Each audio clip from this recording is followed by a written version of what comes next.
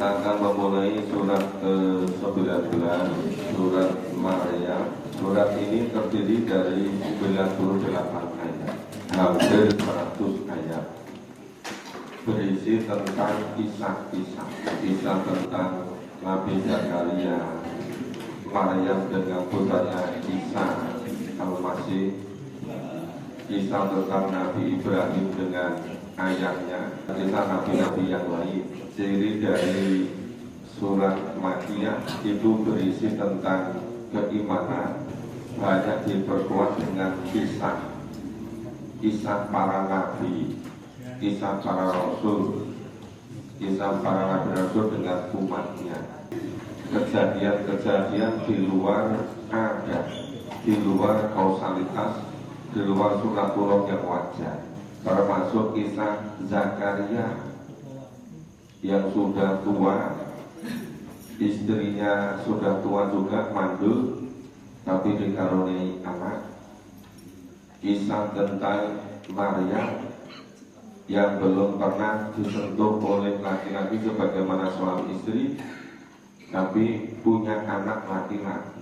Jadi kisah tentang bapak ketauhidan Nabi Ibrahim alaihissalam dengan bapaknya, dan kisah-kisah yang lain, bagian dari surat yang sangat penting mengenai keimanan. Sekarang kita mulai. A'udzu billahi minasyaitonir rajim. Bismillahirrahmanirrahim. Ya, kita pahami di ayat pertama ada 5 huruf hijaiyah.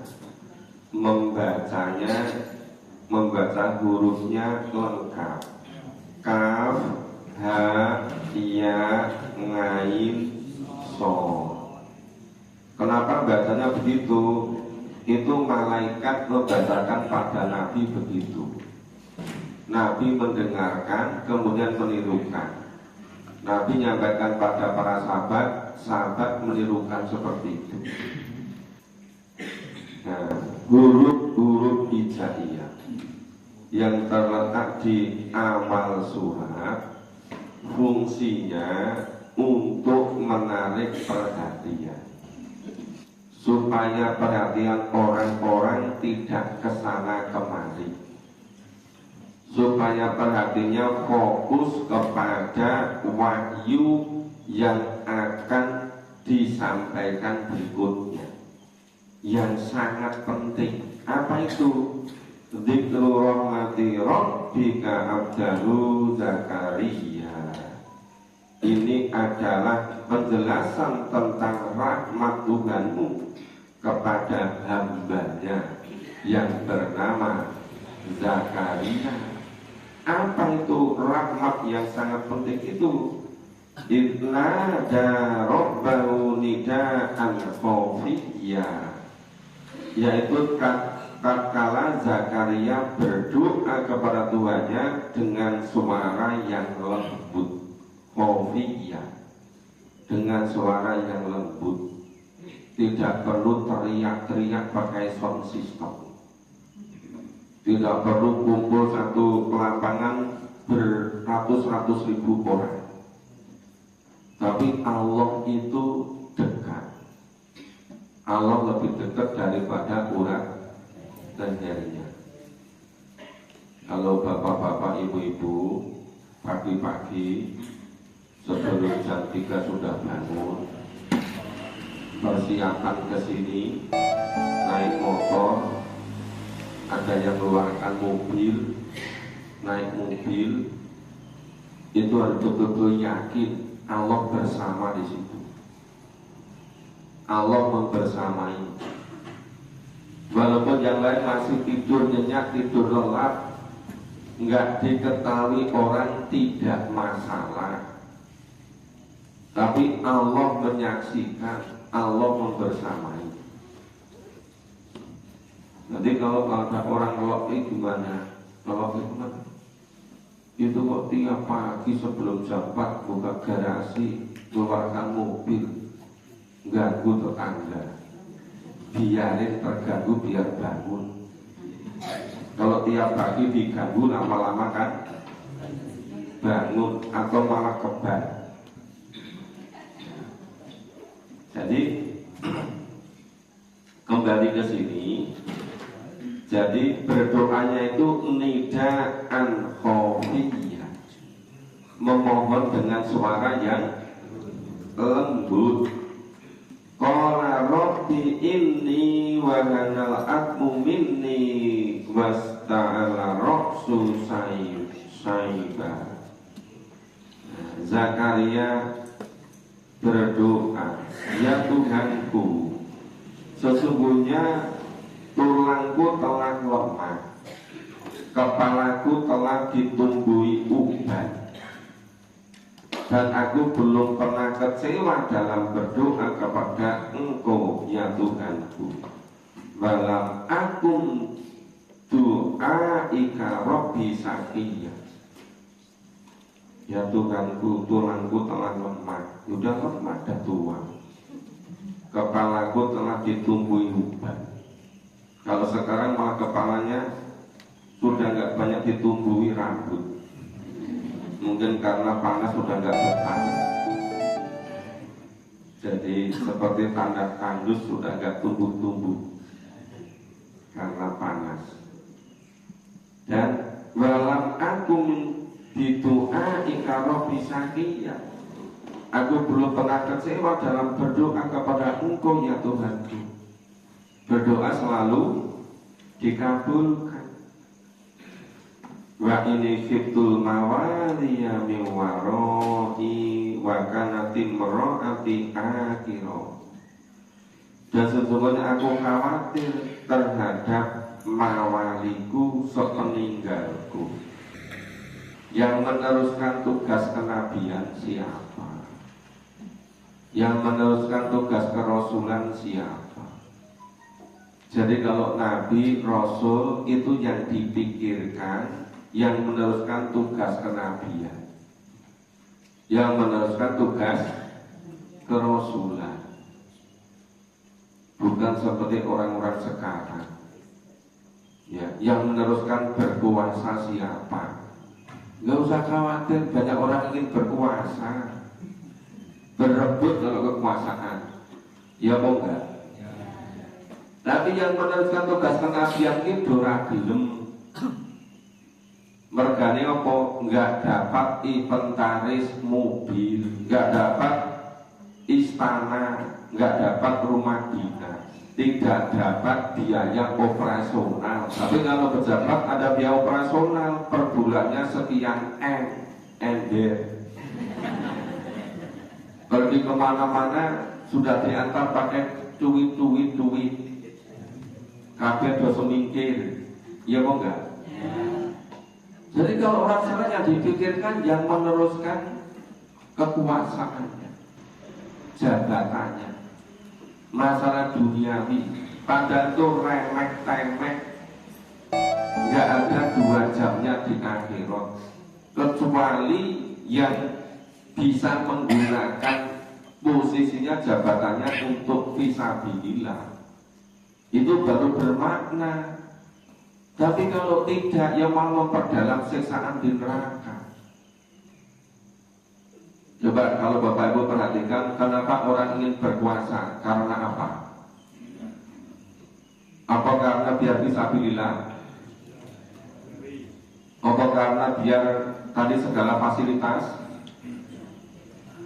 Apa karena Pak nanti kalau jadi pejabat tinggi itu kalau resepsi selalu tempatnya di depan. Karena apa? Ya. Ini kalau Nabi Rasul yang dipikirkan, yang meneruskan tugas kenabian, tugas dakwah, yang ngajak, menyeru, mentauhidkan Allah, mengesahkan Allah, menghambakan diri semata-mata pada Allah. Itu siapa? Ya, khawatir terhadap penerus sepeninggal Zakaria. Nah, wa kana timro'ati akhiro. Ya, sedang istriku ada seorang yang mandul. fahabli miladunka waliya, maka anugerahilah aku dari sisi engkau seorang putra. Jadi mohon kepada Allah dikarunia seorang putra agar bisa meneruskan dakwah, ya, bukan meneruskan kekuasaannya, tapi meneruskan tugas kerasulan, tugas kenabian. Yarituni wa yaritu min ali Yaqub wa ja'alhu rabbi radiyya, yang akan mewarisi aku dan mewarisi sebagian keluarga Yakub. Nah, jadi Zakaria itu keturunan dari Yakub. Itu keturunan para nabi, para rasul, keturunan dari Nabi Ibrahim dari istri yang bernama Sarah. Nah, ini keturunan nabi-nabi terus sampai kepada nanti Nabi Isa alaihissalam. Kemudian keturunan Ibrahim yang dari istri bernama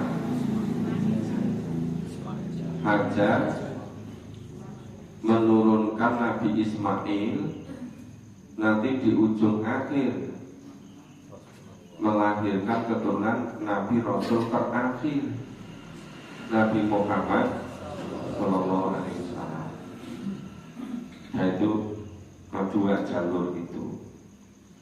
Nah, jadi yang akan mewarisi aku dan mewarisi sebagian keluarga Yakub, waja'alhu rabbi radiyya, dan jadikanlah ia keturunan tadi, ya Tuhanku, seorang yang diridhoi, yang diridhoi oleh Allah. Bisa enggak ya kita memohon kepada Allah itu agar dikaruniai anak yang bisa meneruskan dakwahnya, bukan hanya meneruskan bisnisnya, bukan hanya meneruskan masalah-masalah duniawi, tapi yang meneruskan dakwah fisabilillah. Nah, kalau bisa mengikuti para nabi, para rasul. Kita baca selanjutnya. A'udzu billahi minasyaitonir rajim. Ini doa Nabi Zakaria dikabulkan oleh Allah. Doanya mustajab, doanya makbul. Ya Zakaria, inna nubassiruka bi gulamin ismuhu Yahya. Hei Zakaria, sesungguhnya kami memberi kabar gembira kepadamu akan beroleh seorang anak yang namanya Yahya. Lam naj'al lahu min qablu samiyya, yang kami tidak pernah jadikan sebelum itu seorang pun yang senama dengannya. Tidak pernah ada yang sebelumnya namanya Yahya. Qala rabbi anna yakunu li ghulamun wa kanat imraati aqira. Zakaria berkata, ya Tuhanku, bagaimana akan ada anak bagiku, bagaimana aku akan mempunyai anak, padahal istriku adalah seorang yang mandul, dan aku sendiri sesungguhnya sudah mencapai umur yang sangat tua. Cuma nggak disebutkan umur yang sangat tua itu berapa, apa 60 tahun, atau 70 tahun, atau 80 tahun, atau 90 tahun, masih bisa punya anak laki-laki. Qala kadzalika qala rabbuka wa alayya hayyinun wa qad khalaqtuka min qabl. Allah berfirman, demikianlah Tuhan berfirman, hal itu adalah mudah bagiku, dan sesungguhnya telah aku ciptakan kamu sebelum itu, padahal kamu waktu itu belum ada sama sekali. Ya, bagi Allah mudah, menjadikan Zakaria punya anak laki-laki walaupun usianya sudah sangat tua, walaupun istrinya sudah sangat tua juga dan mandul. Wong Allah telah menciptakan Zakaria dari tidak ada sama sekali bisa menjadi ada. Itu hal yang mudah bagi Allah. Qala rabbi z'alli ayat. Zakaria memohon kepada Allah, matur pada Allah, ya Tuhanku, berilah aku suatu tanda.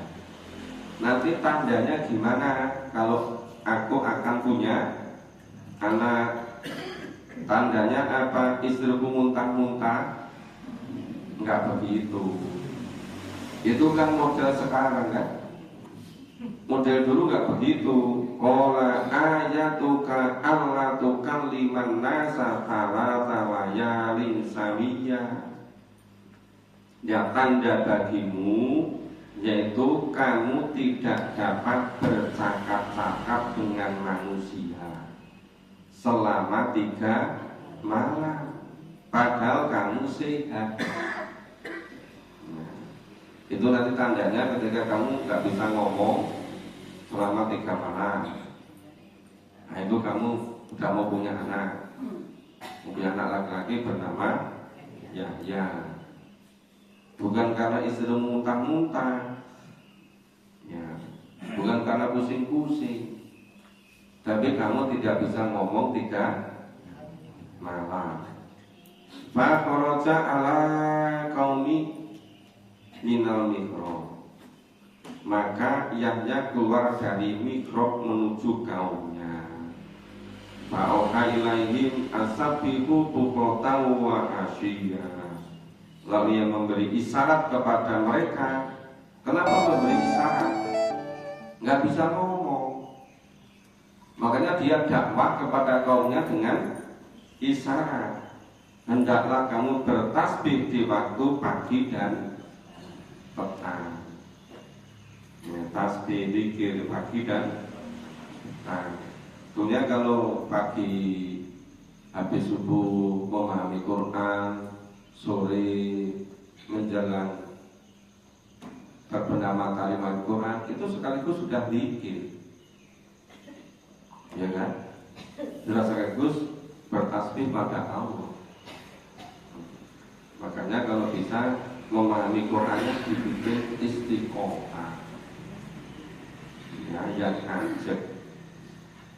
Jadi ayat 7 sampai ayat 11 itu berisi bahwa Allah mengabulkan permohonan doa Zakaria.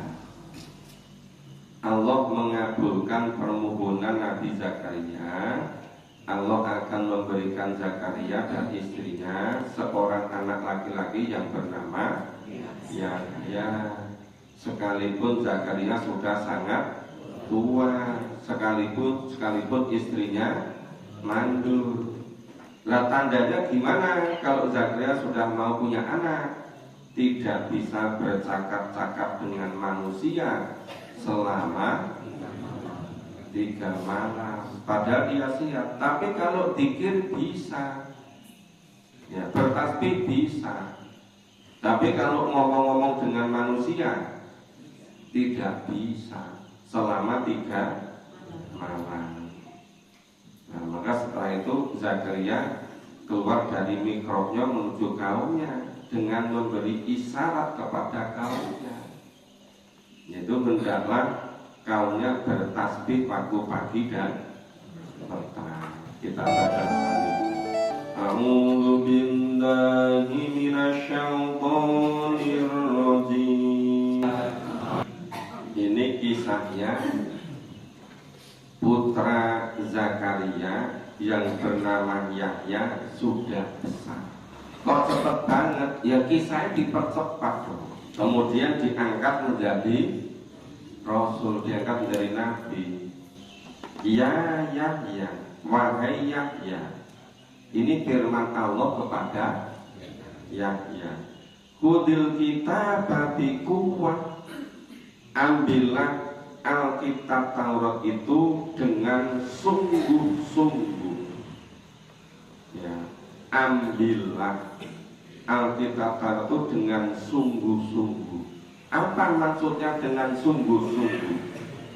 Dengan sungguh-sungguh maksudnya ya kitab Al-Taurat itu dibaca, dipahami isinya, diamalkan, disampaikan kepada umatnya sebagai kitab wahyu untuk berdakwah. Ibaratnya diangkat menjadi nabi, menjadi rasul dengan diberi kitab Taurat. Ya. Wa atainahul hukma sobiyya, dan kami berikan kepadanya hikmah selagi ia masih anak-anak.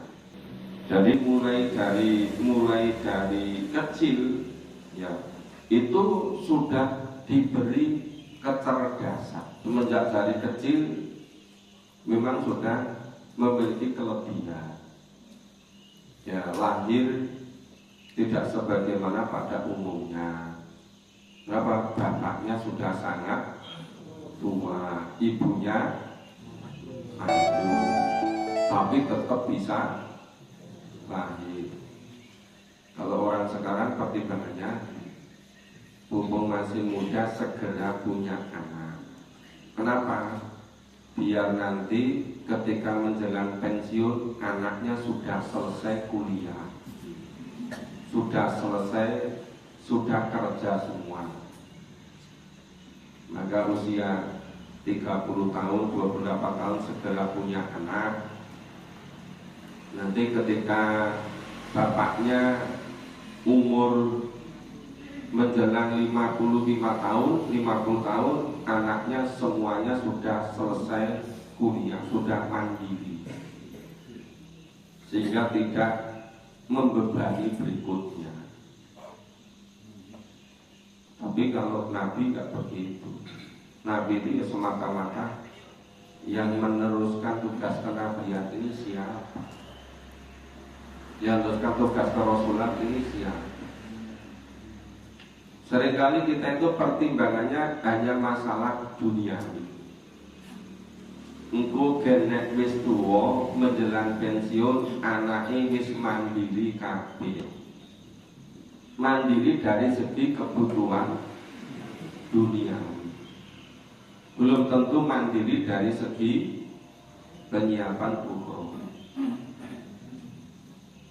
Sebetulnya yang salah bukan zamannya. Yang salah sebetulnya persiapan orang-orang. Sekarang itu nggak mudah untuk misalnya melihat, mencermati anak-anak yang memang ingin menyiapkan akhiratnya dengan baik. Nanti seringkali itu pertimbangannya nggak sampai ke ujung akhirat. Dulu waktu saya sekolah di Aliyah itu tempatnya jauh,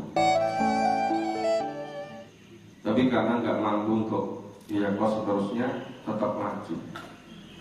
Tapi ketika 4 bulan, 5 bulan atau 3 bulan menjelang ujian negara, dulu masih ada ujian negara, ujian nasional, itu khawatir kalau lanjut terus nanti nggak bisa nyiapkan dengan baik. Tapi kalau kos nggak punya uang juga.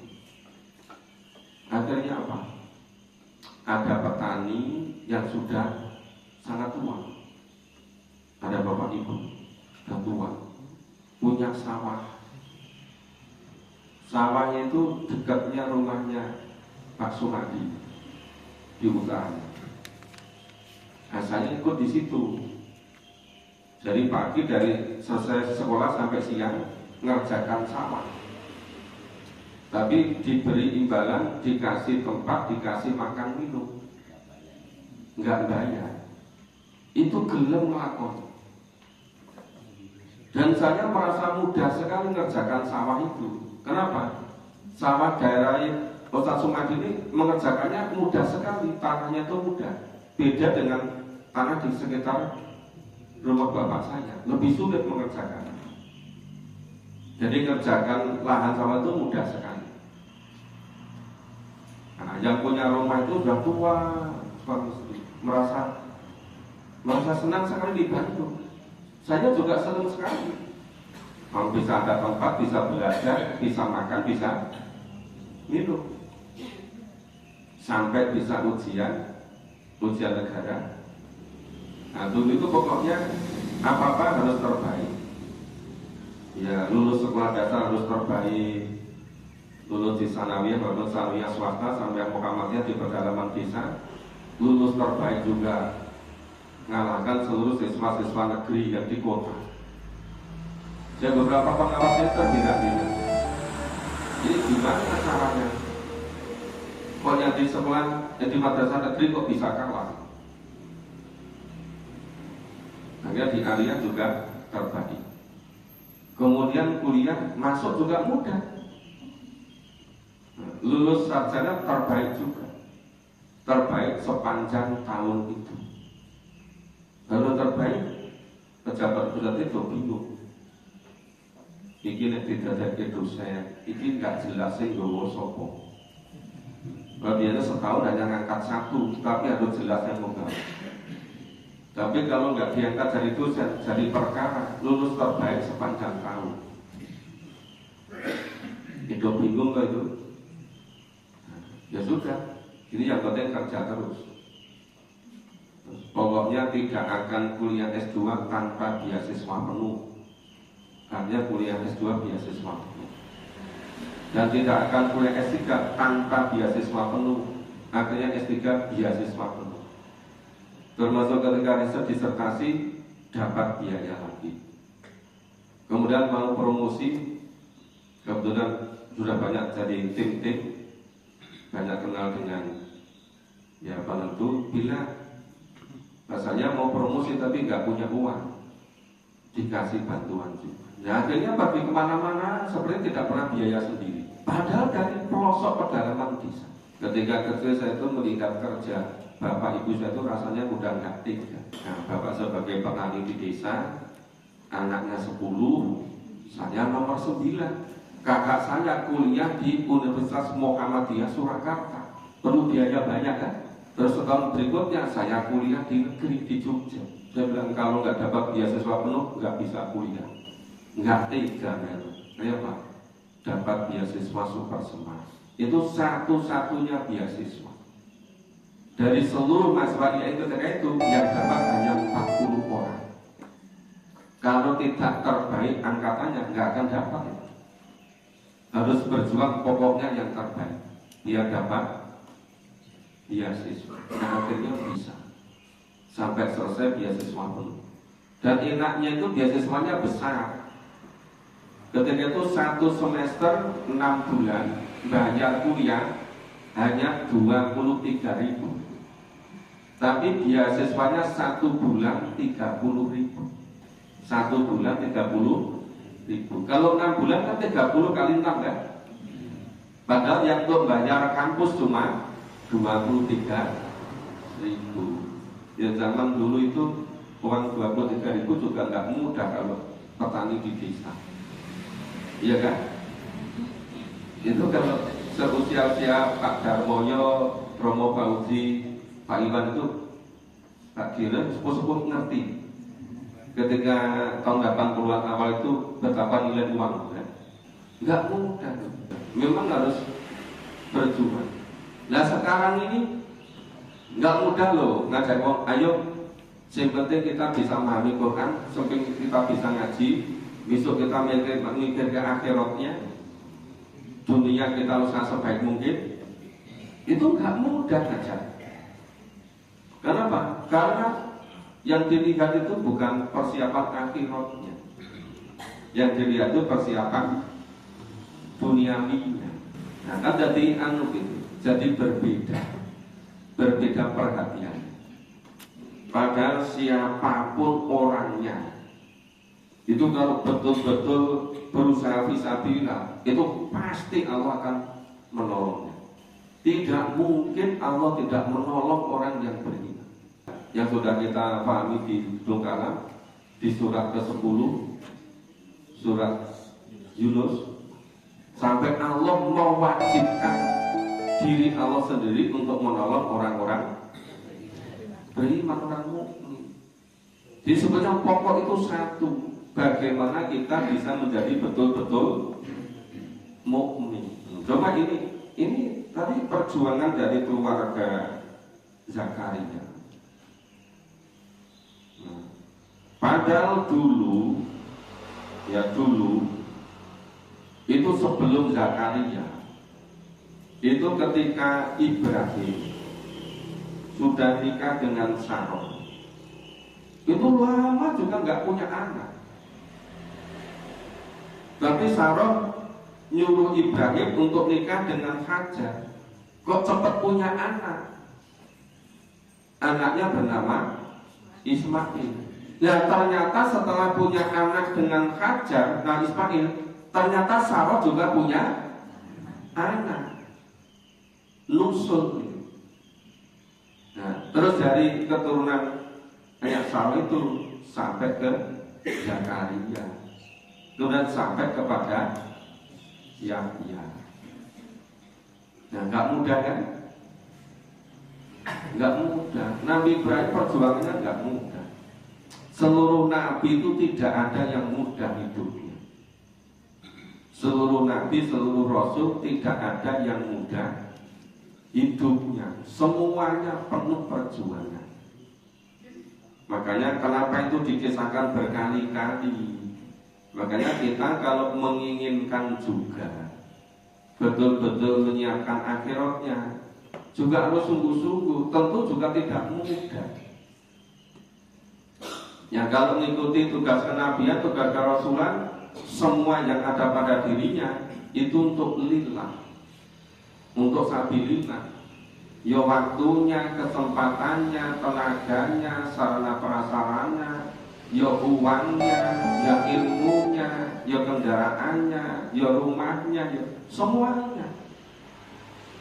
Itu kalau kita mengikuti hidupnya para nabi, para rasul, dan Allah pasti menolongnya, pasti Allah menyelamatkannya. Ini tadi judulnya wa atainahul hukma sobiyah. Ya, dan kami Allah telah memberikan kepada Yahya itu hikmah. Ya. Sobiyah sejak ia masih kecil. Kelihatan enggak anak dari kecil kalau dia akan jadi soleh atau tidak?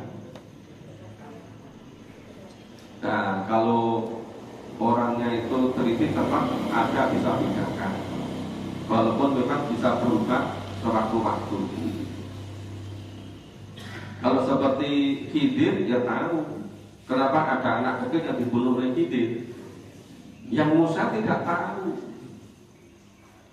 karena Musa tahunya ilmu dzahir, ilmu empiris.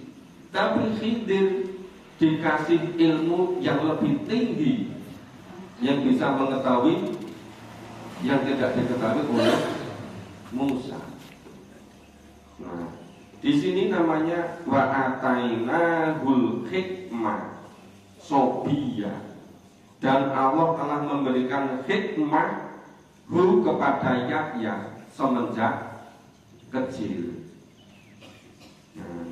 Wa hananan miladunna wa zakat, dan rasa belas kasihan yang mendalam dari sisi kami. Jadi memiliki rasa kasih sayang, perasaan yang halus, yang empati dari sisi Allah. Wa zakata, dan kesucian.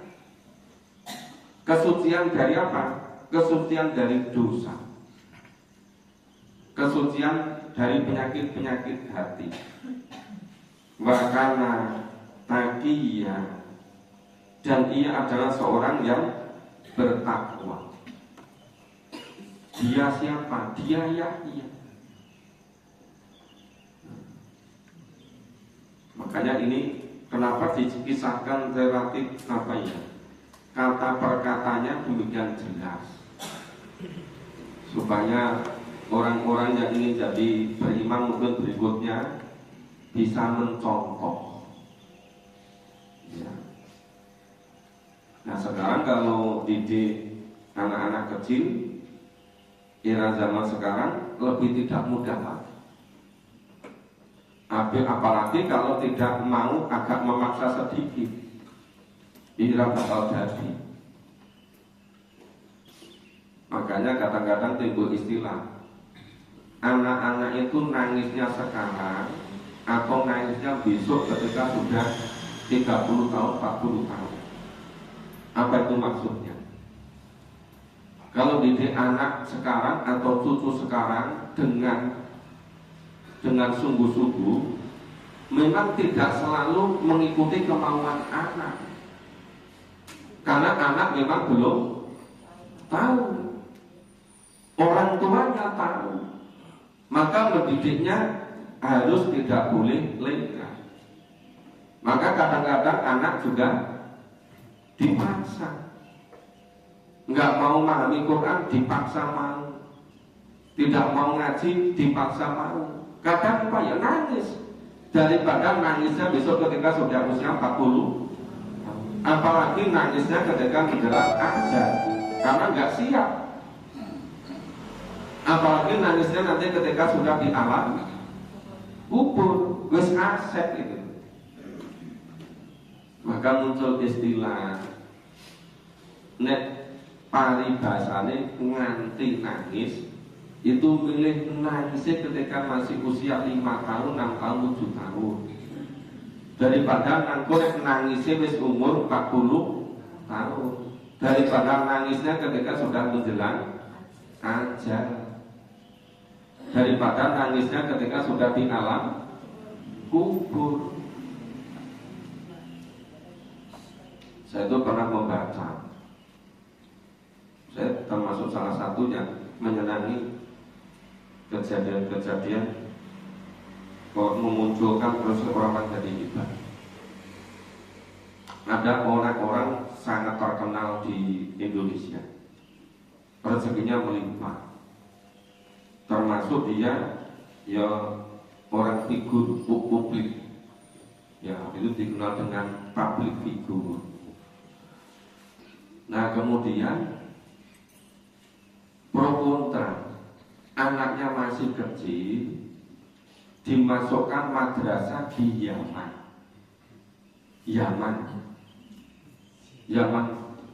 di Timur Tengah sana.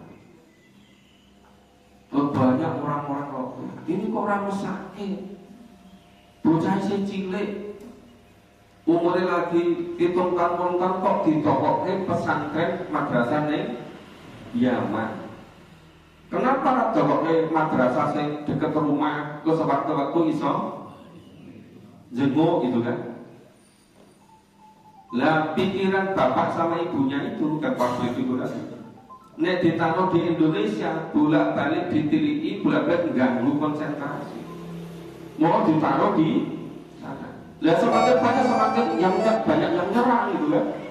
Nganggap enggak kasih sayang pada anak, kok tega sekali, sampai ada lagunya teganya gitu. Lama-lama dia kan juga begitu, dia jelaskan, daripada saya membiarkan nangis nanti ketika usia 30 tahun, mungkin sekarang 3 bulan pertama mengalami penyusuan nangis, enggak apa-apa. Saya itu teringat, ada kawan, kolega, ada banyak profesor di Jepang, ada namanya Profesor Nishino, ada Profesor Tirada, ada Profesor Hattori. Dia dulu, kalau saya tinggal di Jepang, tinggal di rumah di kampus, tapi kalau ada berkat diajak ke villa dia. Nah, ketika dia di Indonesia, di Jogja, itu pernah juga tinggal di rumah Sari-Sari. Nah, anehnya itu Profesor Nishino itu dulu konsultan pendidikan kerjasama Indonesia Jepang, punya anak perempuan, dia ingin mandiri, itu dibawa ke Jogja selama 1 tahun itu sekolah di SMA Negeri 3. Tahu kan SMA Negeri 3? Iya. Terus tempat tinggalnya di Kota Gede karena lingkungan yang baik. Anehnya itu Profesor Nisino selama setahun tidak mau jenguk anaknya. Kalau dia bawa titip, dia datang ke rumah saya yang suruh ngantarkan itu ke anaknya.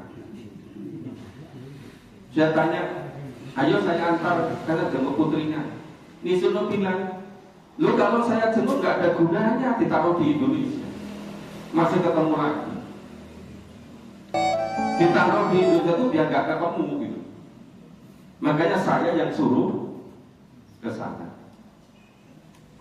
Ini jadi Profesor Jepang kok ilmu ini sama ini kok mungkin. Kok ya belajar Quran itu. Memang terbalik-balik aneh-aneh. Jadi saya banyak menemukan hal yang semacam itu. Karena memang mencari. Ya kebetulan saja dulu jadi ketua tim penulisan buku pendidikan agama Islam. Ya dari kelas 1 sampai 12 sampai nulis buku 18 jenis buku pendidikan agama Islam. Itu terpilih sebagai buku yang terbaik oleh 2 perguruan tinggi di Jepang. Satu Nagoya University, satu Toyo University. Akhirnya 2 perguruan tinggi itu memfasilitasi ya apa yang dibutuhkan, itu mau membiayai semuanya. Semua yang biaya dari 2 perguruan tinggi tadi. Terus ada juga karyanya yang diterbitkan di sana terjemahkan ke bahasa Jepang. Itu yang menjadikan lebih leluasa. Ternyata memang banyak hal yang di luar perkiraan awal. Pada dulu tahun 99 itu ketua tim nulis buku banyak dosen yang tidak mau merasa terhina. Kenapa? Mosok dosen nulis buku agama Islam untuk sekolah dasar menengah, tidak merasa diejek itu.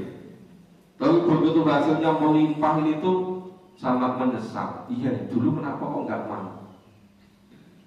Ini memang banyak orang sumbu pendek, nggak punya sumbu panjang. Yang dipersiapkan hanya di depan mata, lo menyiapkan yang jauh hari. Coba perhatikan berdasarkan dengan sini. Ya, wa barom biwalidayhi walam yakun jabaron asiyah. Dan banyak berbakti kepada kedua orang tuanya, dan bukanlah ia orang yang sombong lagi durhaka. Tapi ada 3 hal yang betul-betul jadi perhatian luar biasa. Saat-saat yang paling menentukan apa? Salamun alaihi yaumal wulida, yaitu kesejahteraan, keselamatan atas dirinya pada waktu dilahirkan. Bapak Ibu yang sudah pernah punya anak, pernah nggak merasa was-was? Nanti kalau anaknya lahir tidak lengkap gimana nih? Pernah kan merasa gitu? Maka doanya ini salamun alaihi yaumal wulida, keselamatan, kesejahteraan ketika lahir di dunia ini. Itu bisa-bisa ibunya itu dalam melahirkan itu resikonya sangat berat. Walaupun menurut hasil riset itu hanya sekitar 7%. Yang perlu pertolongan dokter hanya sekitar 15%. 82% itu normal. Hasil risetnya begitu. Tapi ini saat-saat yang sangat menentukan ketika lahir di dunia. Yang kedua, wa yauma yamut, hari meninggal, waktu ajal, itu sangat menentukan. Nah, maka ada hadis kan, barang siapa yang bisa melafalkan kalimat thayyibah di akhir hayatnya dakhalal jannah. Nggak mudah itu menentukan. Nah, itu memohon supaya keselamatan pada saat meninggal. Berarti ini memasuki alam kubur dengan kondisi seperti apa. Itu sangat menentukan. Ya, satu lagi yang sangat menentukan apa? Wa yauma yub'atsu hayya. Ketika dibangkitkan kembali dari alam kubur, namanya yaumil ba'ats. Ini yang menentukan selamanya, di surga selamanya atau di neraka selamanya. Dibangkitkan dengan wajah serba putih bersinar ceria, atau dibangkitkan dengan wajah yang serba hitam pekat menakutkan seperti setan yang marah-marah. Itu menentukan selamanya. Makanya ini sebenarnya luar biasa ini di surat Maryam ini. Nah, tapi seringkali membaca nggak memahami maknanya. Kelihatannya ini podo baik. Itu karena tidak menghayati, tidak mendalami. Ada juga yang usul. Besok kalau sudah selesai memahami Quran sekali sudah putus, buat dipahami lagi lebih mendalam, sampai mendalam. Saya bilang, yo nek isi ono umur, nek umure si ono insya Allah, nek umure ra cukup ya wis. Mengkewajibane nggo nalika urip. Nggih napa mboten?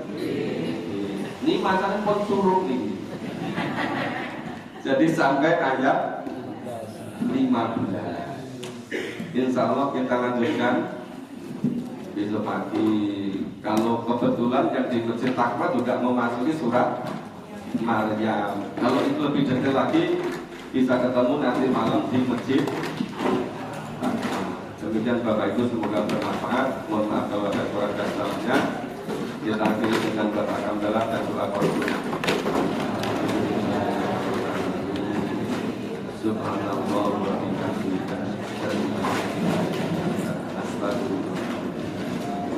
Assalamualaikum warahmatullahi wabarakatuh.